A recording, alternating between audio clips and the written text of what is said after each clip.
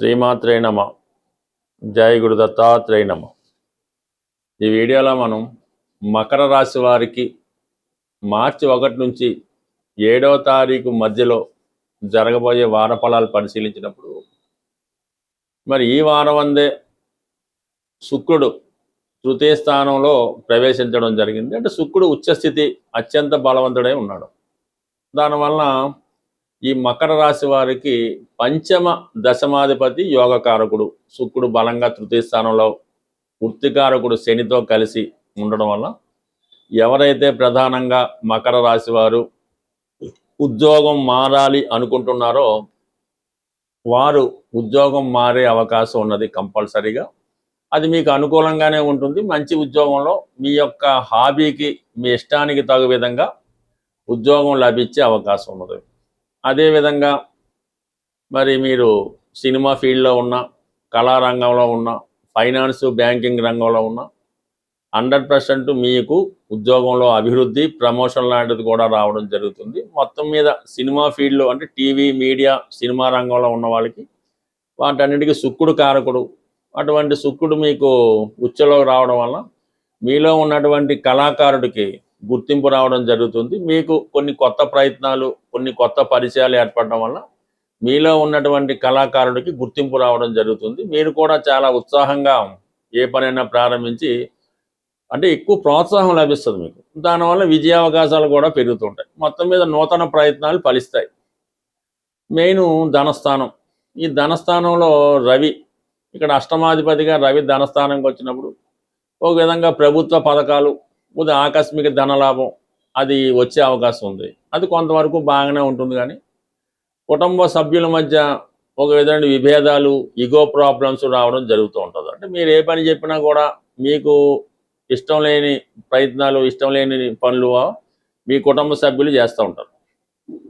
అలాగే కుజుడు మీకు చతుర్థ లాభాధిపతిగా ధనస్థానంలో చేరడం వల్ల ఏదైనా ఒక స్థిరాస్తి అమ్మడం వల్ల, ఏదైనా పెద్ద మొత్తంలో గతంలో అయిపోయిన ధనం మీ కుటుంబానికి రావడం వల్ల మొత్తం మీద ఫైనాన్స్గా లంసమ్ అమౌంట్ మీ కుటుంబానికి రావడం జరుగుతుంది. అది మీ కష్టార్జితంతో అయినప్పటికి కూడా, మీరు సంపాదించింది అయినప్పుడు కూడా దాని మీద మీ పెత్తనం ఉండే అవకాశం లేదు. అవి వచ్చిన ధనం పంచుకునే విషయంలోనూ, ఎవరికి ఖర్చు పెట్టాలనే విషయంలోనూ, ఈ బాధ్యతలు పంచుకునే విషయంలో కూడా ఈ కుటుంబ సభ్యుల మధ్య విభేదాలు వచ్చే అవకాశం ఉంది. మీ మాటకి ఏమాత్రం విలువ లేకుండా ఎవరో మీ కుటుంబానికి సంబంధం లేని వ్యక్తులు మీ కుటుంబ విషయాల్లో ప్రవేశించి వారికి అనుకూలంగా తీర్పు చెప్పడం జరుగుతుంటుంది. బట్ ఏదైనా కుటుంబ సమస్యలు ఎక్కువగా ఇబ్బంది పెడుతుంటాయి.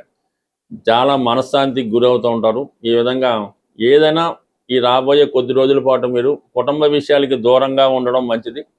ఏదైనా ధనం వచ్చినా, ఇంకోటి వచ్చినా కూడా అది చాలా సీక్రెట్గా వ్యవహరించాలి తప్ప అది కుటుంబ సభ్యులకి ఇచ్చిన ఇంకో రకంగా వాళ్ళకి ఏదైనా చెప్పినా కూడా ఇబ్బందికరంగా ఉంటుంది. కాబట్టి కొంతకాలం పాటు కుటుంబ సభ్యుల మధ్య ఉన్నటువంటి ఈ ఇండిసిప్లిన్ బిహేవియర్ మీకు చాలా మనస్తాపాన్ని కలిగిస్తూ ఉంటుంది. ఇతరుల పెత్తనం కూడా ఇబ్బంది కలిగిస్తూ ఉంటుంది. దానివల్ల కొన్ని కుటుంబ విషయాలకి దూరంగా ఉండడం మంచిది. ఏదైనా అవకాశం వస్తే మరి కొద్ది రోజుల పాటు కుటుంబానికి దూరంగా ఉంటేనే మీరు మనశ్శాంతి పొందగలరు, మీరు అనుకున్నటువంటి ప్రయత్నం నెరవేరగలరు. సో ఈ విధంగా ఉంటే అష్టమంలో కేతుగ్రహ సంచారం కూడా మీకు మీరుగా కొన్ని సంబంధం లేని విషయాల్లో కలగజేసుకొని అనవసర ఇబ్బందులు ఎదుర్కోవడం జరుగుతూ ఉంటుంది. బట్ ఏదైనా కొంత ప్రత్యామ్నాయంగా కొంత ధన నష్టం జరిగే అవకాశం ఉంది. అలాగే మీ కుటుంబంలో ఒకరికి ఏదో ఒక అవకాశం రావడం వల్ల, ఏదో కారణం వల్ల కుటుంబాన్ని వీడి వేరే ప్రాంతానికి వెళ్ళడం కూడా జరిగే అవకాశం ఉంది. మొత్తం మీద ఏదైనా వ్యక్తిగతంగా మీకు అభివృద్ధి బాగున్నప్పటికీ కూడా కుటుంబ సమస్యలు, ఆర్థిక విషయాలు మీకు బాగా ఇబ్బంది పెడతా ఉంటాయి. ప్రతిదీ కూడా నెమ్మదిగా పరిష్కారం అవుతుంది. కొంతకాలం ఓర్పు వస్తే ఎంత పెద్ద సమస్య అయినా పరిష్కారం అవడం జరుగుతూ ఉంటుంది. ప్రధానంగా మనం ఈ వారంలో చంద్రగ్రహణం అన్నది 3వ తారీఖున ఏర్పడడం జరుగుతుంది. విధి విధానంగా అటు కుంభరాశి వారు, అటు సింహరాశి వారే కాకుండా ఇంచుమించుగా ప్రతి రాశి వారు కూడా ఈ గ్రహణ సంబంధించినటువంటి పరిహారాన్ని తప్పకుండా చేయవలసి ఉంటుంది.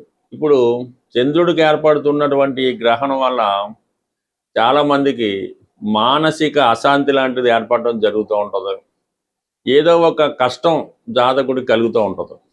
విద్యార్థులు ప్రధానంగా ఈ గ్రహణ నియమాన్ని పాటించి తగు విధంగా పరిహారం చేసుకుంటే విద్యలో బాగా రాణించి రాబోయే ఎగ్జామ్స్లో కంప్లీట్గా మీరు విజయం సాధించడానికి బాగుంటుంది. ఇటు వ్యాపారస్తులు కానీ ఉద్యోగస్తులు కానీ ఎవరైనా మీ యొక్క ఆచార ప్రకారం మీ యొక్క కుల గురువు కానీ మీ పంతులు గారు కానీ మీ ఆస్థాన పండితుడు కానీ అడిగి వారు చెప్పే విధంగా కంప్లీట్గా మీరు ఈ గ్రహణాన్ని విధి విధానంగా పాటించి తగు విధంగా దానం కూడా చేయవలసి ఉంటుంది.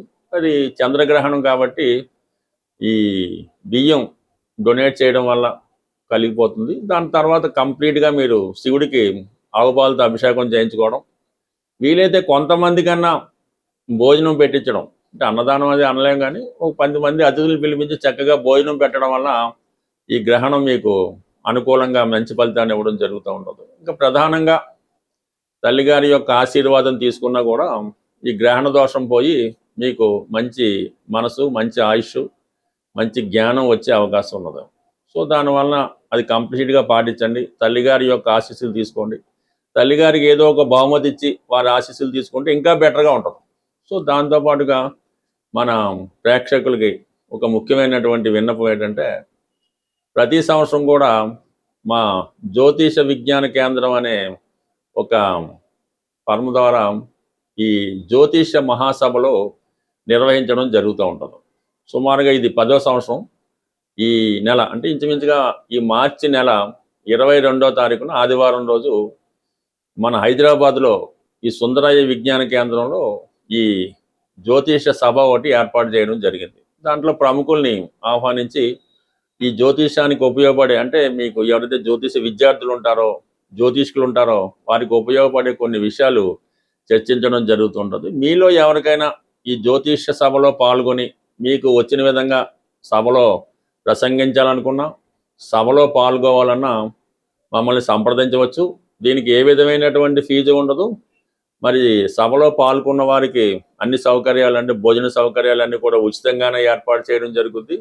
ఎటువంటి ప్రవేశ రుసుము ఉండదు. కాబట్టి ఎవరైనా మా మీద అభిమానం ఉన్నవాళ్ళు, కొత్త విషయాలను తెలుసుకుందాం అనుకునే వాళ్ళు ఈ నెల 22వ తారీఖు ఆదివారం రోజు జరగబోయే సభకు ముందుగా మీ యొక్క పేర్లు ఇచ్చి మమ్మల్ని ప్రోత్సహిస్తారని ఆశిస్తూ, అలాగే ప్రధానంగా ఈ వారం నుంచి శుక్రుడు ఉచ్చస్థితిలోకి వచ్చి మరి కొన్ని రాసుల వారికి మాలవ్య మహాపురుష యోగం అనే యోగం ఏర్పడింది.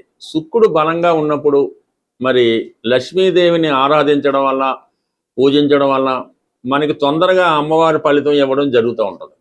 అందువల్ల ఏంటంటే ఈ సమయంలో మీరు ఈ రాబోయే ఈ మార్చి 1వ తారీఖు నుంచి 25వ తారీఖు మధ్యలో కనీసం ఒక 18 రోజులు పెట్టుకొని ప్రతిరోజు కూడా విధి విధానంగా లక్ష్మీ అమ్మవారిని, అంటే మీరు ఏ రూపంలో అమ్మవారిని ప్రసన్నం చేసుకున్నా పూజించినా పర్వాలేదు, కలవ పువ్వులతో అమ్మవారిని ఏదో ఒక శుక్రవారం రోజు కానీ మంగళవారం కానీ ఏ రోజైనా కలవ పువ్వులతో అమ్మవారిని అలంకరించి వీలైతే ఈ ప్రతిరోజు కూడా, అంటే ఈ శుక్రుడు ఉచ్చలో ఉన్న రోజులు కూడా శ్రీ సూక్తం కానీ, లక్ష్మీ స్తోత్రం కానీ, కనకదార స్తోత్రం కానీ పారాయణ చేస్తూ కంప్లీట్గా మీరు ఈ విధానం పాటించడం వల్ల, అలాగే ఏదైనా అమ్మవారి ఆలయంలో అమ్మవారి కలవ పువ్వులతో అర్చన చేయడం, దానివల్ల ఏంటంటే మీకు అమ్మవారు తొందరగా అనుగ్రహించడం జరుగుతూ ఉంటుంది. సాధారణంగా మీకు ఈ దేవతలు ఫోటోలు చూసినప్పుడు కొంతమంది చేతిలో ఈ కలవ పువ్వు ఉండడం జరుగుతూ ఉంటుంది. సూర్య భగవానికి ఉంటుంది, లక్ష్మీ అమ్మవారికి ఎలా ఉంటుంది, కొంతమందికి అది సింబాలిక్గా పెడుతుంటారు. ఎవరి చేతిలో ఈ కలవ పువ్వు ఉన్నట్టు ఆ చిత్రపటం లేదంటే ఆ దేవతామూర్తి ఉంటుందో వారు మీకు ధనాన్ని ఇవ్వడానికి రెడీగా ఉంటారన్నమాట. అందుకే ఆ సింబల్ అక్కడ పెట్టడం జరుగుతూ ఉంటుంది.